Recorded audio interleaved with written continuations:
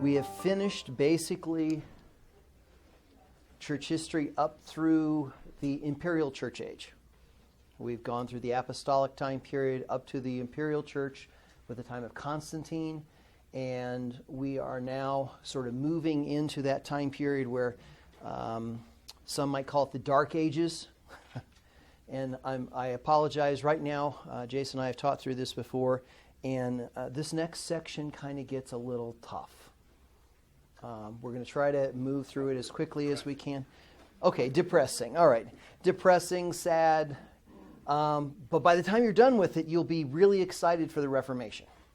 You find out that things can get pretty bad pretty quickly. The one thing that what we're going to do this morning is we're going to sort of review the early Middle Ages. We're going to look at that, and we're going to say, here is the big sweep of things. And we're going to talk about some of the background from some of the historical events, but we're also going to talk about the influence on how that affects the church in the East and in the West, where doctrinal issues go, how people start perceiving things. And what's really fascinating is a lot of times we think, oh, people intentionally and willfully went after to do something to create problems. Rarely, as we've said, is that true. More often than not, little steps of reactions to situations, to events, to happenings, which leads to something else, which leads to something else, which leads to something else, and suddenly you find out that you have a real severe problem. And we're going to sort of trace a little bit of that. So it's kind of like the old presentation thing, tell them what you're going to tell them what you told them. Well, this morning we're going to tell you what we're going to tell you. We're going to focus principally on this review of the early Middle Ages. So this is going to basically get us up to about the year 1000. So this is a review from about 450 to 1000. We're going to spend most of the time on the first 400 years, but in particular then talking about how that affects the Eastern and Western Church. In the other set of notes, this is referred to this is chapter 26, the New Order.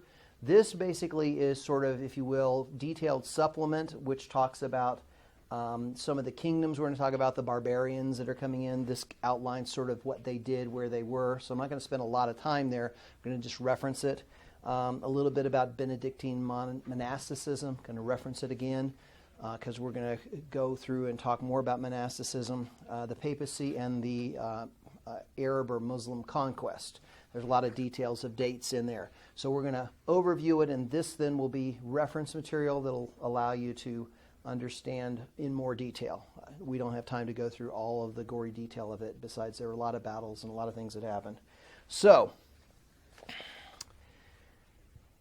as you've been seeing, we have walked through and you've seen the development of the Western Empire and the Eastern Empire after Constantine. We saw the doctrinal issues, we saw the Arian issues, we saw Donatism, we saw all sorts of other kinds of things that went along with the doctrinal development. We saw the Nicene Creed. We saw that we've seen a whole lot of stuff. But that time period is about to come to an end. And this comes with basically the fall of Rome.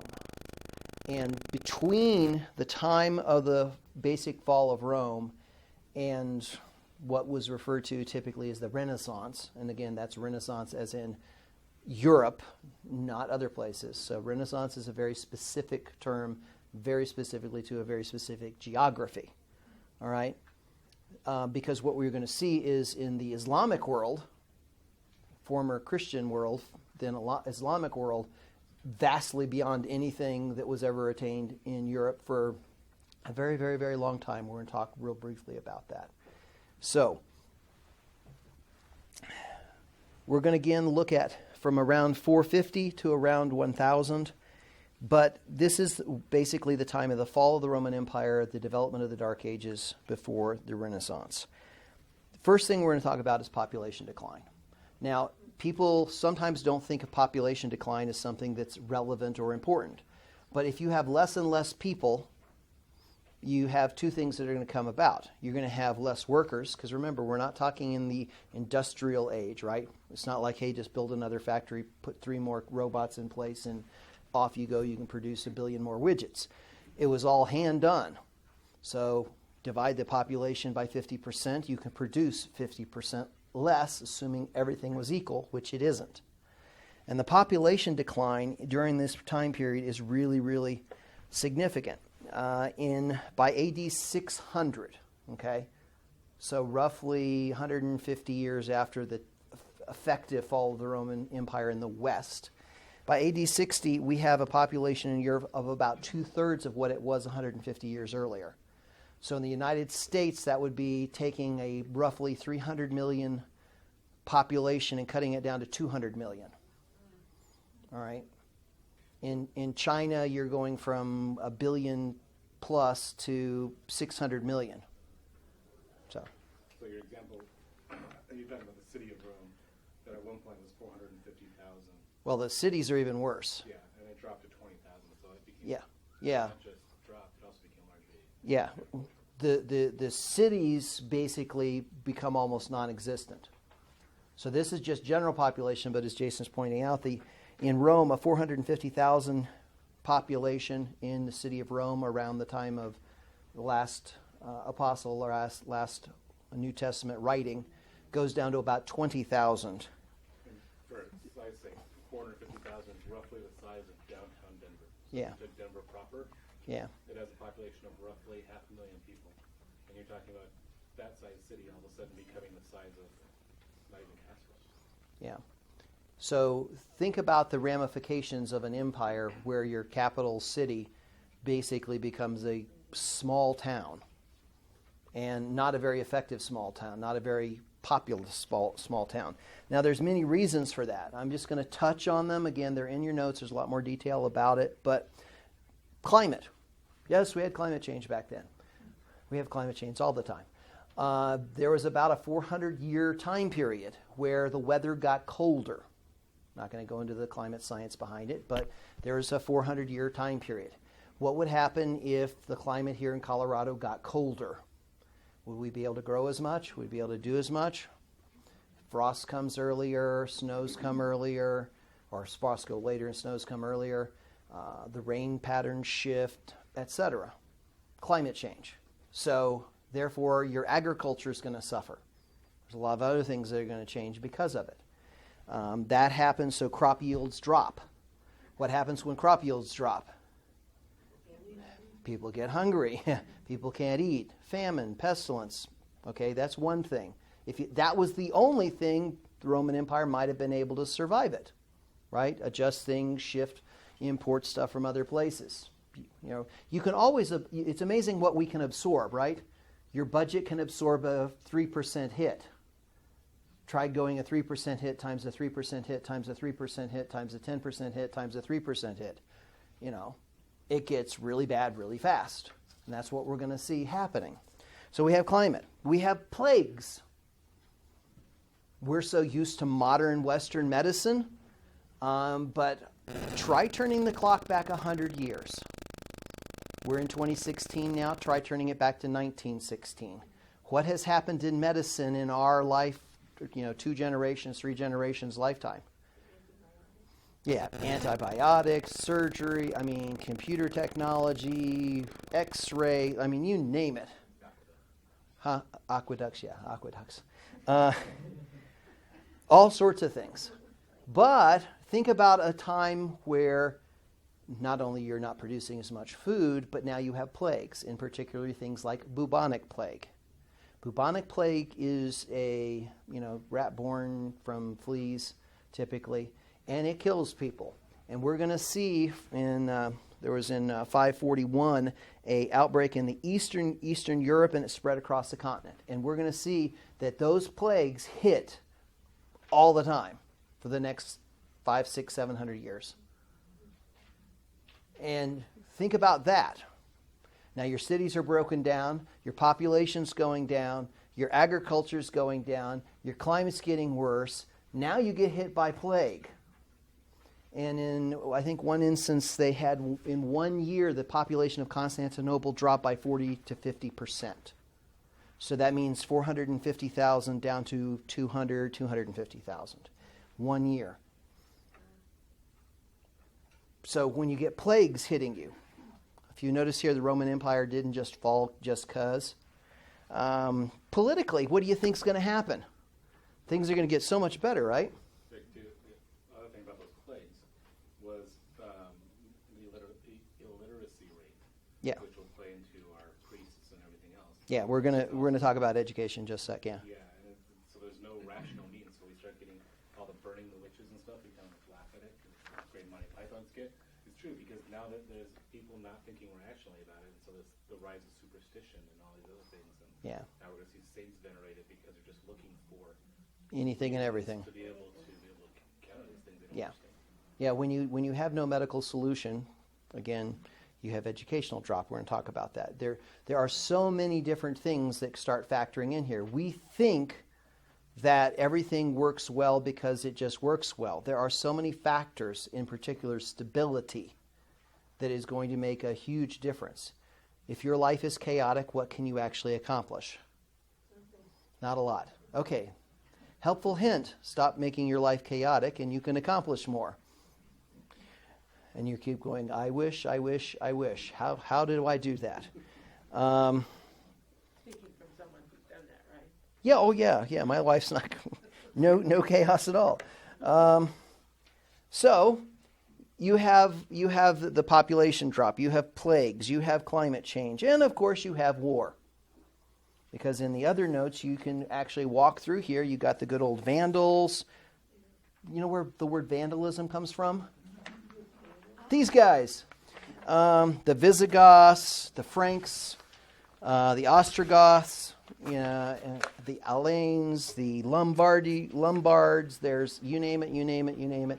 There is the Huns, right? Attila the Hun. Yeah, those guys.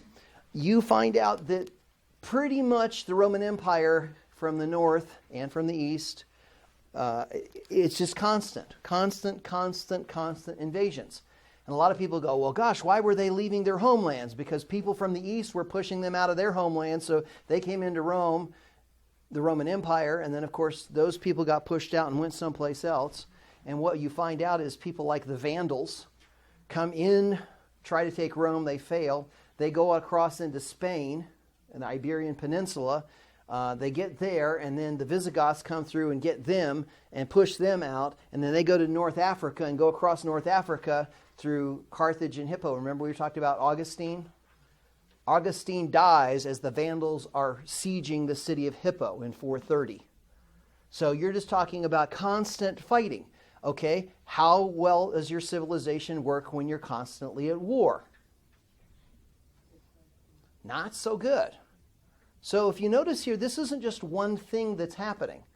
Now, just put yourself for about 10 seconds here and go, if I was in the church and I was a church leader and the government's disintegrating, people can't eat, there's war happening all the time, there's plague, there's disease, there's illiteracy, there's no governmental structure, what's your heart going to say you need to do?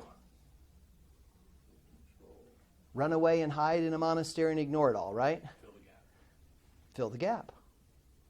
Because what is the church going to do? Care about other people. And if you see your brother suffering, what are you going to do? You're going to step in. Oops. What do you effectively become then? Whether you mean to or not. The government. Because there is no other government. Well, we're going to talk about the good old monasteries, but think about this. The monasteries are organized. The monasteries are disciplined. The monasteries have literacy. They can read and write. The monasteries are connected with the rest of the church.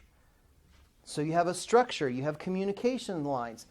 The monasteries and the monks in particular are honored, and we're going to talk about that in a second. We're going to find out that a heretical belief actually protects a lot of the Christians because of what happens with the barbarians. By the way, the word barbarian means all of us, unless you happen to speak Greek or Latin. If you speak Greek or Latin, you're not a barbarian. That's the definition of a barbarian in those times. So if you speak Greek or Latin, you're okay. Otherwise, we're all barbarians. That was the definition, by the way. So when we say barbarians, that doesn't mean these people were drooling and, clubbing people and, cavemen. They actually had pretty sophisticated societies. You don't migrate entire large groups of people and beat the Roman Empire if you're a bunch of idiots, right? But that's a good point. But the point is that they are also fragmented. Yes, they are fragmented, though. They have different backgrounds, they have different languages. So even as they're marching through here, one group would come in, and then another group would come in, and then you have intermingling. And so now you have a completely different culture, a different language, constantly shifting. And so all of a sudden, really, like you're saying, the church and the Bible are the only thing that actually stay constant, because they come in with their gods, the next group comes in and wipes them out and brings up their gods. And so really, there just really is an overturning, a churning of society and people. That's why Europe is such a mess right now, because everyone, it's not a mess. But the fact that they are all these different cultures and they're constantly at war goes back to these kinds of cultures that are common, languages that are common make a big difference, right? I mean, think about the Tower of Babel. And what happened? The languages got confused. Well, when the languages get confused, you can't communicate. You have diplomatic issues. You misunderstand each other. And it's a constant churning. One group coming in, one group coming out. Now, let me give you about 10 seconds on the political chaos. The Lombards come in and attack in northern Italy. And they're there until about 774, when Charlemagne finally, deals with stuff, or that area. In southern Italy, you got the Ostrogoths, who of course get kicked out for a period of time by Justinian I from the Eastern Roman Empire with his general Belisarius, who was the last major general that actually reconquered land under Justinian. I think we've already referenced good old Justinian. But guess what? Plague, rise of Islam, etc., all sorts of other things start happening, and so the Eastern Empire has to pull back. And so even there, they were trying to reassert and reorganize, and not going to happen. That falls apart. In in England, we've already talked about, is one of the first places where Rome pulls out. So when Rome pulls out, England is completely left back to the original populace, and yet many of the people in England consider themselves Romans. Think about this. If you came into a country and you were there for 400 or 500 years, and the population grows up with your government, with your city, Londinium was actually a very significant city at that time. It becomes a bunch of mud huts along the Thames later on, when Cordova is sitting at a population of 500,000. And you're there and your government leaves you, who do you think you are? The previous group or Romans? You think you're Romans. Well, now the barbarians are coming. So you have a big challenge that's going to go on in England, and it basically falls back in, and you have the Scots, the Picts, the Jutes, the Angles, the Saxons. You get Anglo-Saxon rule eventually by the mid-900s, but in between time you also get the Vikings, the Norse, because they come in there. And so you have all sorts of stuff. By the way, the Vikings play a tremendous role in that. And guess what? The Vikings end up in northern France and come over in 1066 as the Normans, and they take over England.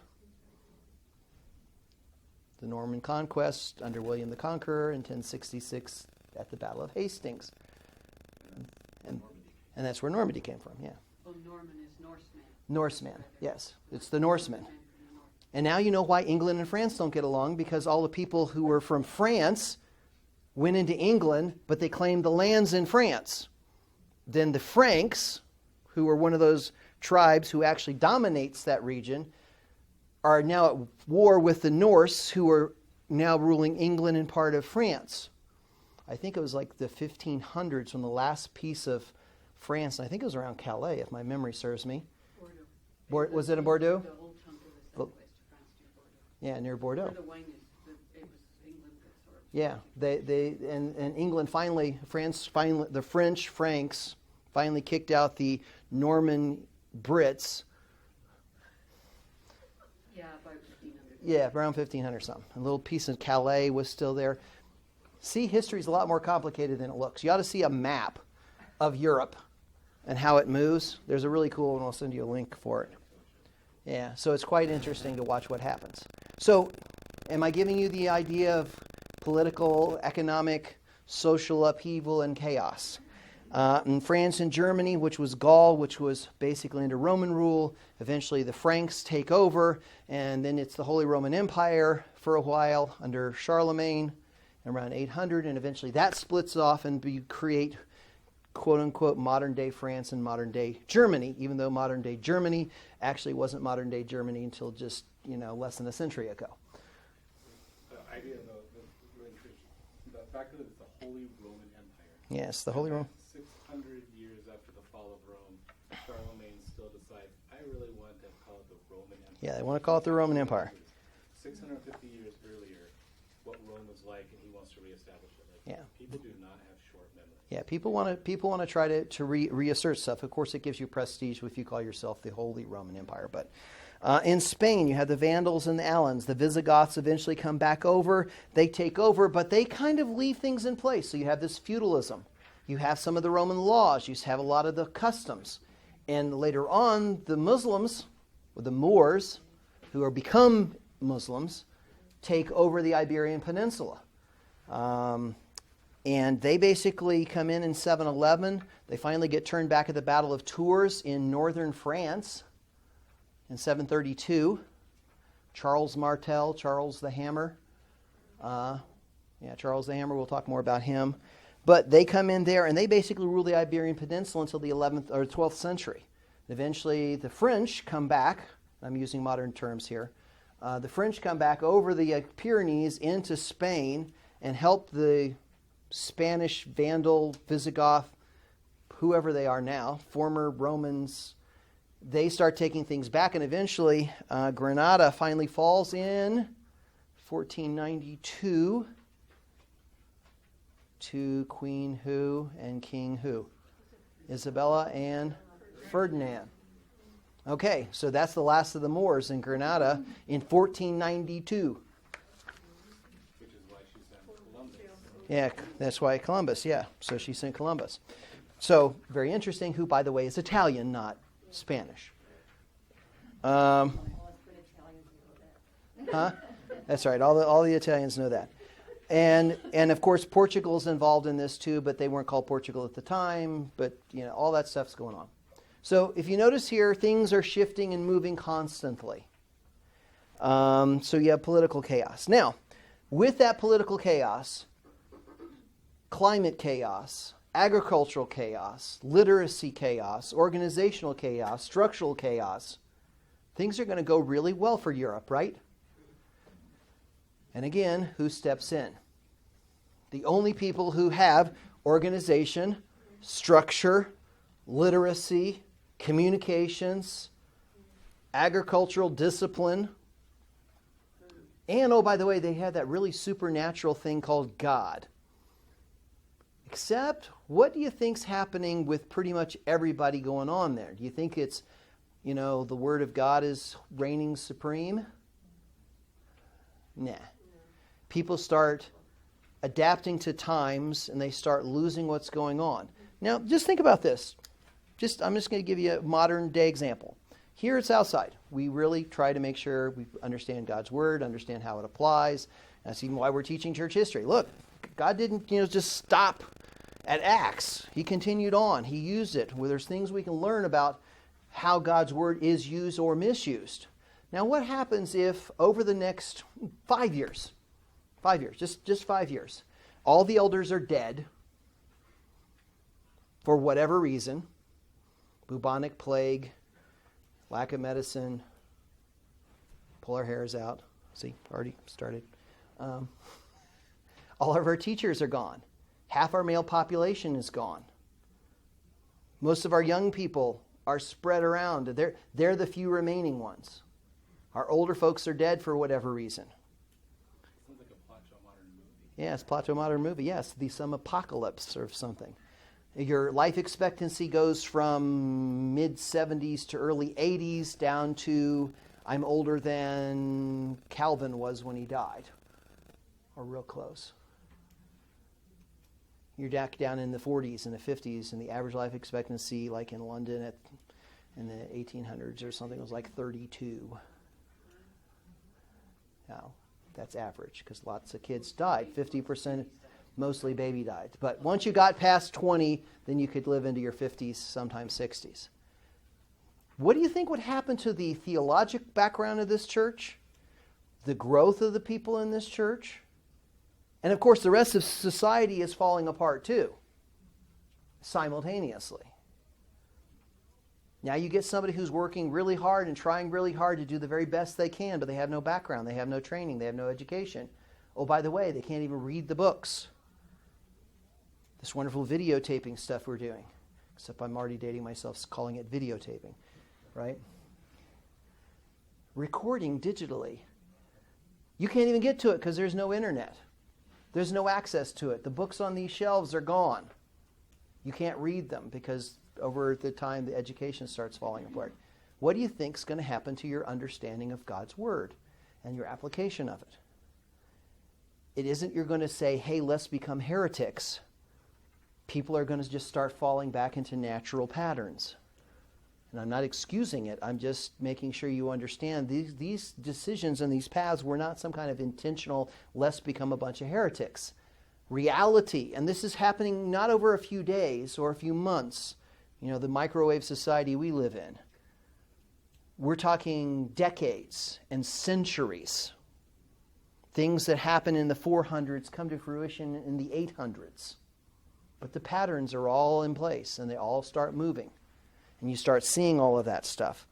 And the other thing, too, is when you start seeing people that try to combat that, and they try to bring God's Word to the people, they try to be faithful where they're at with what they have, but they should be given a certain amount of grace that we can sometimes overlook, or we can sometimes kind of look down on them, thinking, oh, why didn't they just see that? Why didn't they figure this out? Or look what they were doing. Didn't they realize how destructive it was? Yeah. For them, they were trying their best to combat the situation that they saw. Yeah, if you only have a fraction of the knowledge and fraction of the information, doing your best still can be wrong, but it's still your best. And we do have to learn to be gracious. So, language. How do you educate people when everybody speaks a different language and it's constantly changing? You have deurbanization. You have no central location. How do you educate people or train people or have commerce? And guess what? As Islam rises, the trade routes are cut off. So Europe stops trading. If you go back and look at some of the artifacts in England, you'll see there's stuff from India in archaeological digs from the time of the Romans. So that's how far trade was going in the empire. All the way from northern parts of England all the way out into India. You actually have coins, you have statues, you have all sorts of other artifacts. China. It was massive. Now suddenly you have nothing. So what do you know about the world? Less and less and less and less. Most people never traveled more than 7 miles from their house that they were born in. I travel almost 3 times that amount just to get here to church every Sunday. Our world would be very small if you only traveled 7 miles. Life is all about what you could do to get through that day. Yeah. And survive. There was no cities. There was no pursuit of knowledge. It was just enough to survive. Yeah. And of course, what happens with that? Your organizational structure breaks down, so you now have feudalism develop. Local powerful people who have some land or some power. Maybe they're the one guy left with the Roman sword who then takes over and their family now is the feudal lord. And of course, there's people coming in all the time, and so you as the peasant going, I don't care whether it's Sam or Bill or Sally or Susie or whatever. What do I owe you? I'm not really interested in fighting for anything. I'm just surviving with my family. And it didn't really matter. So guess what? You now have complete disinterest in government and structures. You just sort of deal with it. Because there's constant fighting. And of course, one lord's trying to go the other one. So you as the peasant who your lord got killed, what are you going to do? Oh, I'm sorry, I'm loyal to Jeff. See, I'm loyal to Jeff. And Jason comes in and beats Jeff up, and he dies. Well, gosh, I'm loyal to Jeff. No, I'm loyal to Jason. Okay, then I'm loyal to Jack, and then to Robin, and then to Bob. Just let me sit here. Yeah, leave me alone. So again, what's the one thing that's still standing that you could possibly be loyal to? The church, regardless of how good or bad it is at this particular time.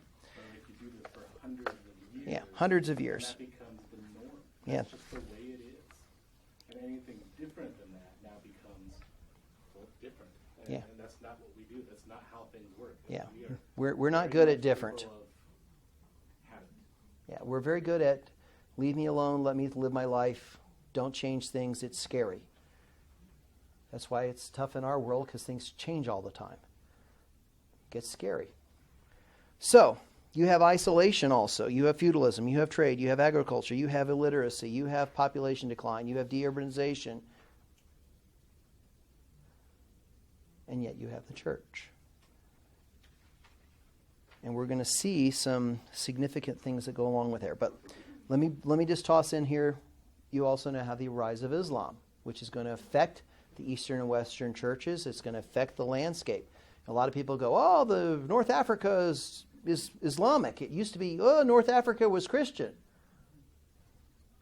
For hundreds and hundreds and hundreds and hundreds of years. So, Islam rises in the 7th century under, of course, Muhammad. He's basically preaching a new religion. He has interaction with Jews and Christians and other people in the Arabian desert. He says Gabriel was the one who told him about this new message that he should worship a single God that ruled and controlled all things and requires obedience from all. Cool. Not quite. But see, and Jesus was a prophet, but not the prophet. It's monotheism. Judaism, Christianity, and Islam are the only 3 monotheistic religions in the world of any major. I'm sure there's somebody else that will claim that, but any major world religion. There's only 3. Of course, they all come off of the Old Testament because that's where Islam bases itself and then adds the Quran or Quran, however you want to pronounce it, to it. So that's Muhammad's teaching. And guess what? The Arabs embrace him. They don't. So he has to flee, finds a following. They embrace him. They're very fervent. And of course, if you can't convince them, kill them. So they go on a conquest. And eventually, by the time he dies in, I think it's 632, he forms his first community in 622. He dies in 632. Most of Arabia is under control of Muslim Islamic doctrine. Now, it isn't just religion, though. It's economic, it's political, religious, educational, every single thing about life. So don't think Islam is a religion. It isn't. It has religious elements. Islam is a complete way of life in every way, shape, and form. It's not like, hey, I want to become a good Muslim and I believe in one God and whatever. That's not where it ends. See, anybody who tells you that the moderate Muslim world are Muslims, they're not. Not by the Quran standard. However, the militants who want to kill the infidel, guess what? We're not infidels. Because we're people of the book, who in the Quran are supposed to be treated with respect to those second class. And guess what? During the Islamic invasions, if you were a pagan, you were killed if you didn't convert. If you were a Christian or a Jew, you were tolerated. I mean, there were some overzealous ones, and in most of the Muslim world, Christians and Jews were very tolerated because they were people of the book. They were not supported, they were not encouraged, they were discouraged, and there were lots of penalties socially, military, economic, etc., limitations on what churches could do and not do, etc. But you're going to actually find that Jews and Christians contributed tremendously to the Muslim society, and particularly in the city of Cordoba. So it's really different than what you think. And when we get to the Crusades, there's all sorts of other interesting things.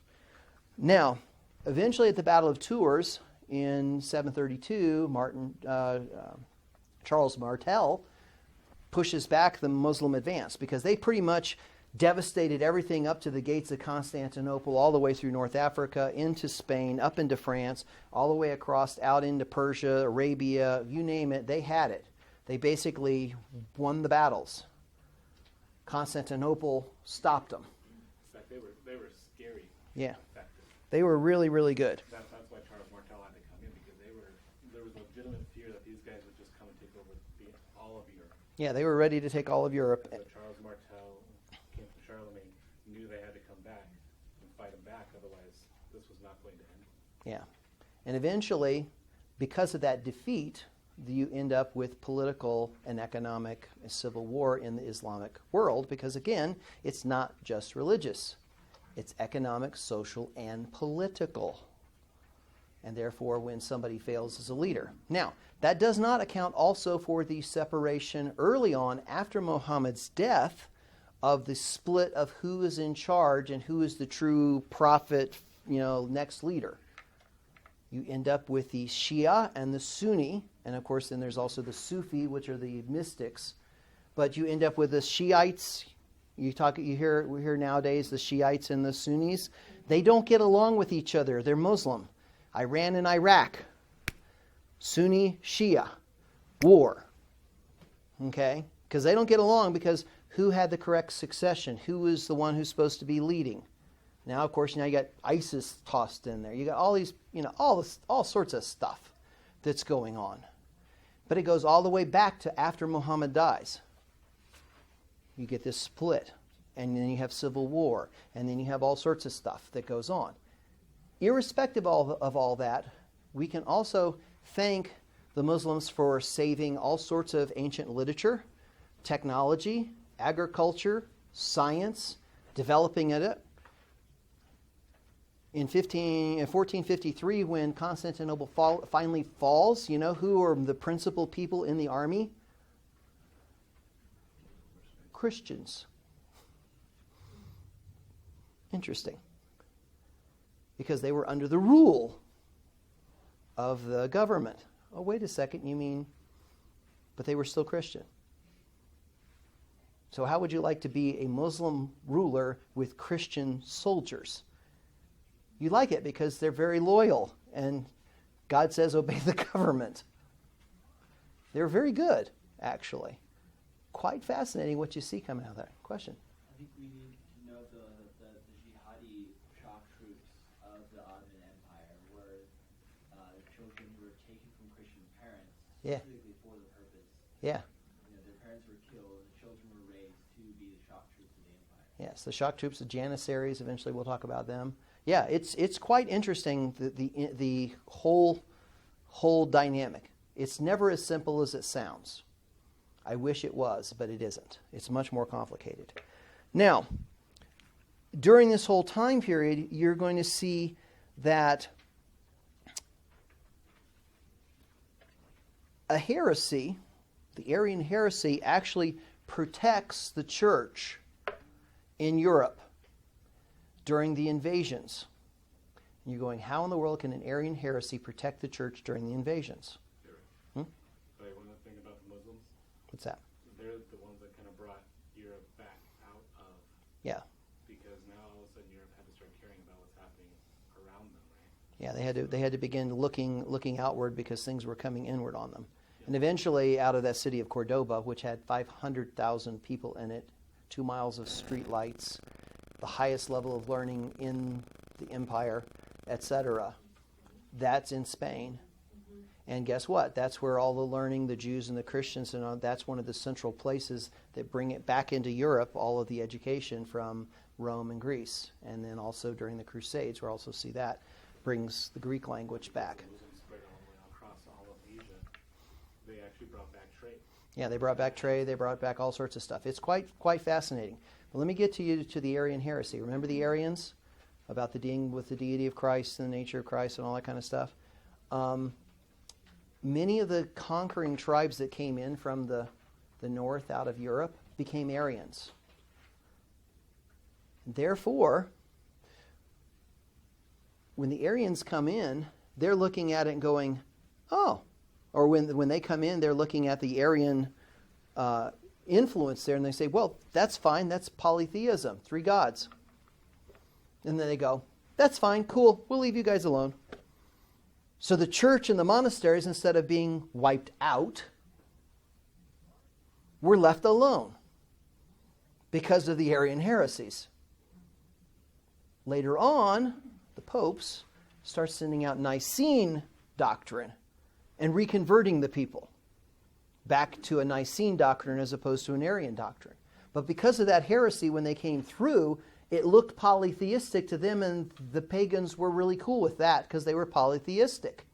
So in fact, the fact that heresy existed when the invaders came through actually protected the churches and the monasteries that then get reintroduced to Nicene doctrine. Now think about that. So when you think about bad things happening, that can't be. How could God use that? There's a perfect example of God taking something bad, protecting the church, reintroducing, and moving forward with it.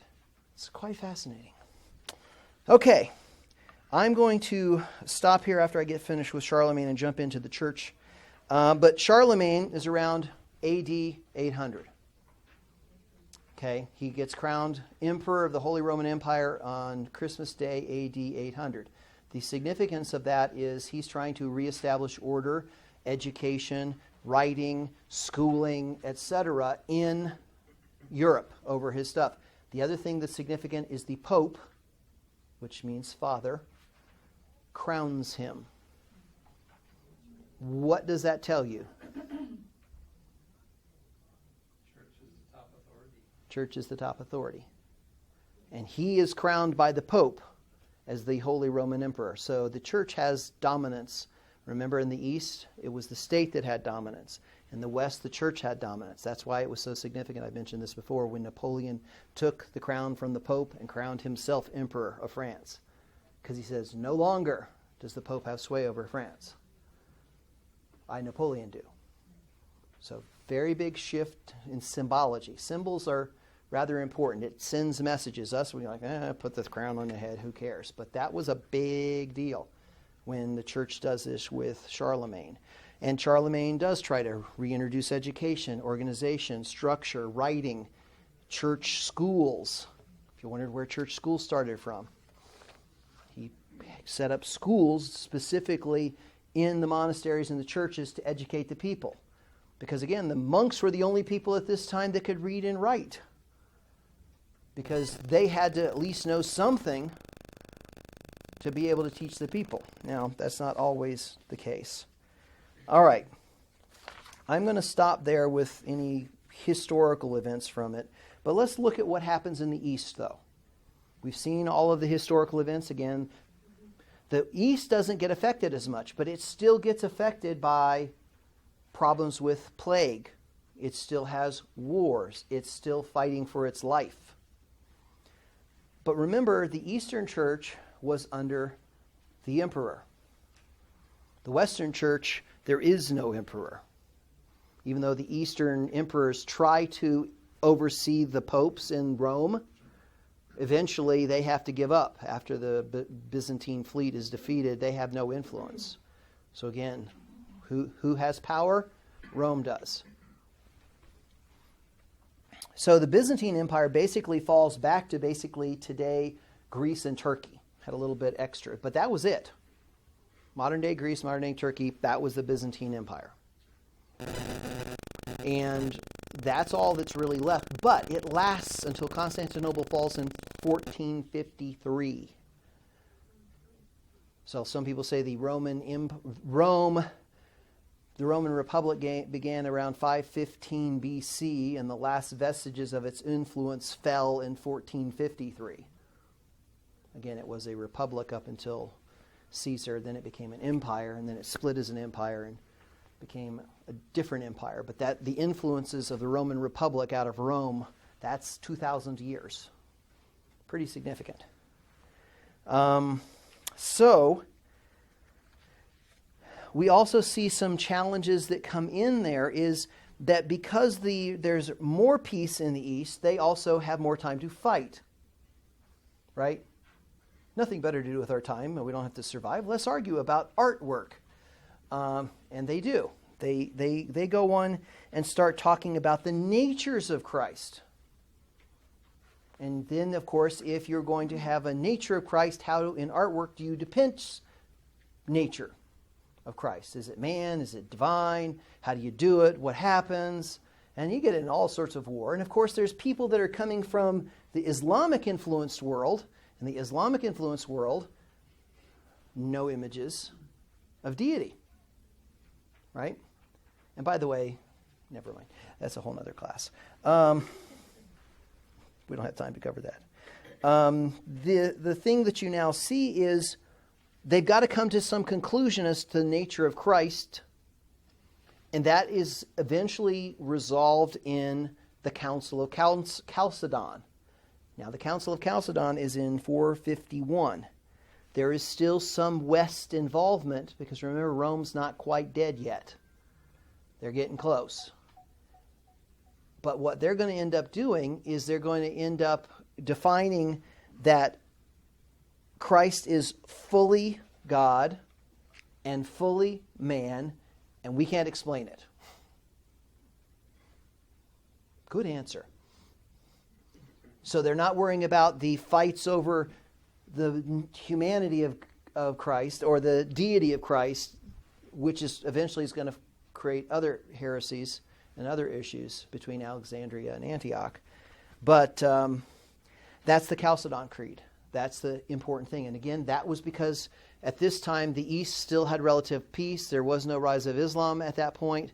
The West is about to fall apart. But they're continuing on with their theologic development.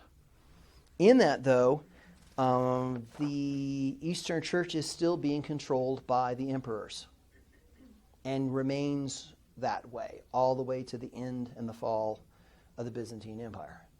That church that's there is what's referred to now as the Greek Orthodox or Orthodox Church. There's also the Russian Orthodox Church, which we'll talk about later, which is sent from missionaries from Byzantium to the Rus people, where Russia gets its name, which, oh, by the way, a lot of them were from the north in the Scandinavian countries. If you notice, Scandinavia has a rather significant influence in European history. The thing that does come about, and we'll talk more in detail, is a little amendment that the Western Church adds. It's referred to as the Filioque to the Nicene Creed. And this creates a real problem because the East was not invited to participate in the addition of this Filioque. The West said, yes, the Holy Spirit proceeds from both the Father and the Son. And the East said, we don't agree with that. You didn't involve us. Anybody who agrees with that or believes that, we don't recognize. Okay, so what do you effectively do by saying that statement? It causes a division. Fundamentally, you're basically saying, we don't recognize you as Christians. The entire Western Church. Yes, the entire Western Church. Anybody who holds to that, oh, by the way, that's the Pope and the bishops and everybody else. We, as the Eastern Church, do not recognize you any longer. Later on, we're going to eventually get to the point around mid-1000, I think it's 1053 or 1056 or something like that, that the Western Pope sends a delegation to Constantinople declaring that Rome is the head of the church. And the Patriarch of Constantinople says, I don't think so. And so they mutually anathemize each other. Yeah, and it was handled so delicately. Yeah, it was very graciously done. We're in charge, you aren't. Nah. That's pretty much it. And they both split, and the Eastern and Western Roman and Greek Orthodox churches have not reconciled until even this day. Okay, so you're talking almost 1,000 years. Now, in the West, what do we have?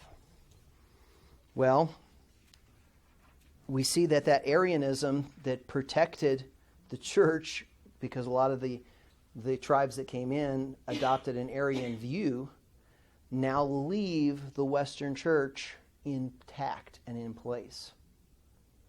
Again, communication, language, agriculture. And you get a lot of, honestly, superstition developing, right? If you can't fill the gap with knowledge, you fill it with superstition. And superstition becomes tradition. And those traditions become further superstition. And what you're going to see is from Leo to Gregory, you start seeing that the church steps in more and more and more and more into the politics and the oversight and the care And unfortunately, you also start seeing that people start relying not on the scriptures anymore, but on the church fathers, councils, and traditions. Isn't that what the Reformation was all about? It's God's Word. Yes, there's good things in councils, right? The Nicene Council, the Nicene Creed was a good thing. The Chalcedon Creed was a good thing. There was good stuff that came out of it, but that's not where you put your trust. But over time, the Western Church, it becomes more and more about the Pope, more and more about the authority of the Pope, because if you're trying to influence and gain power, you're going to go and say, well, let's go to the rulers of this tribe, all these fractional tribes, and once that ruler converts to Nicene Christianity, then all the people typically do. So that tells you a lot about what real conversion is versus political conversion. Okay, the boss said that's okay. Remember, we saw that in the Imperial Church age? Exactly the same thing. Well, that's exactly what happened. So what's the most important thing for you as a missionary? To get the boss. And do you care how? Not really. It's not about the gospel anymore, is it? It's about the numbers, it's about the power, it's about the influence. And of course, if you're the missionary going out there, who are you saying sent you? The Pope. And you know what Pope means? What's the translation? Father. The Father sent me. And if you go to a tribal society, who's the one in charge? The dad, the patriarch. So you're now sending in the name of the Father, the Pope, and once this father agrees, then everybody else should agree, and where's the gospel in all that? Now, that does not mean that the gospel was abandoned, okay? I want you to be really clear on that. I'm just telling you the influence and the drag, right? What happens to churches? Same problem. We're trying to reach out and be sensitive to other people and trying to meet them where they are. Well, that's fine, as long as that doesn't become what your church is about. Right? If I was speaking Latin to you right now, would it be very profitable or edifying for you to sit in this class? No, that's why I'm speaking English, or trying to anyway. If I went to a Hispanic church, though, people would look at me going, where's the translator, man? Because it's no profit, no edification. So, those are the types of things that we have to pay attention to.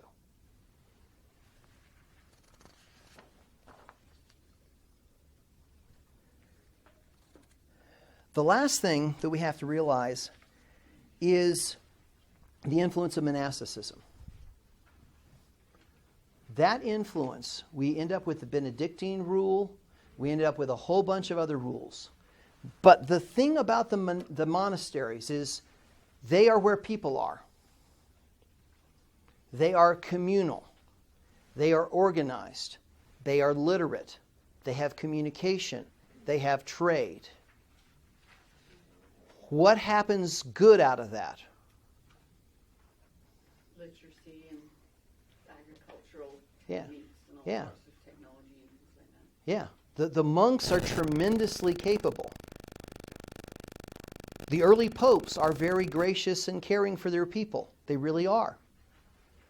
They start getting a big head, but guess what happens when people start looking that these monks are special? What do you think you want to do? Because they're there, they're helping you, they're caring for you, they're providing food, they're doing all sorts of stuff. What do you want to do? What's your natural thing? They're elevated and then they're the authority. Right? They become elevated in authority, but you want to thank them. Right? These are good people. These are good folks. And they were, for the most part. Until what? They became corrupt. They were too. Yeah, they became corrupt because of all the wealth and the power and the influence they suddenly have. And so the local rulers start getting in conflict with these abbots. And so what do you want to do as a local ruler? You can't ignore the church because of all this power and wealth. So what do you want to do as a local ruler? You want to get influence over them. So you're going to end up with this constant war between the Pope and the church of who is the abbot because of the influence that they have. And a lot of the abbots, they weren't celibate, even though many of them were supposed to be. They had illegitimate kids. So guess who they appointed as the next abbot? Remember the rules, obey whoever I appoint? They're kids. And what do you think the local rulers are trying to do? Hey, I got this second son who doesn't have any land to inherit. Let's see if I can make him an abbot. And so now the church and the local government's fighting each other for who has power. Ultimately, you're going to find out that the church and the state separate their powers and say, state, you have rule over your state. I have rule over the church. What do you think is a good way to prohibit people from passing on from generation to generation? It sounds really godly too. Require that all priests, all monks, all abbots are celibate. You can't pass it on to your kids. There was a practice called seminary, which that's what they were doing. And he said, you can't do that. So you ended up with a whole bunch of rules there. So you wonder where celibacy came from? That's where it came from. Yes, there was practice and behavior and good stuff that you could trace in other ways, but that's why it became enforced. It became enforced as the whole position that we have to worry about.